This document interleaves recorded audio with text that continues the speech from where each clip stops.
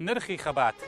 ئەوە ئەسلی لە تاریخی مرۆڤایەتیە کە هەر گەلێک هەر نەتەوەیەک پێی هەوێ بە ئازادی بگات نیشتمان و خاکەگەی ئازاد بێ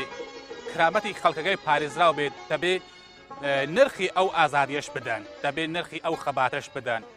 کورد و خەباتەکەی لەو ئەسڵە بە دوور و ناموو نییە کورد قوربانی زۆرێ داوە تا بە ڕزگاری بگا مادام کە دوژمنێکی جنایەتکاری وەکو کوماری ئیسلامی هەیە بەجێ گەر بڵین لە ئێران و لە ڕۆژهەڵاتی کوردستان قوربانیدان بۆ ئازادی لە لای کورد وە بە کولتور ئێرە قەبرستانی شەهیدانی حزبی دموکراتە کەسانێک لێرە نێژراون دەیانتوانێک و خەڵکی دیکە ژیانی ئاسایی ناو کومەلگا هەڵبژێرن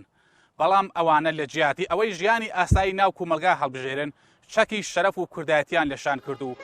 هەموو تەمەنی خۆیان ئەوەی کە لە ژیانیاندا هەبوو تەرخانیان کرد بوو گەیشتنی کورد بە ئازادی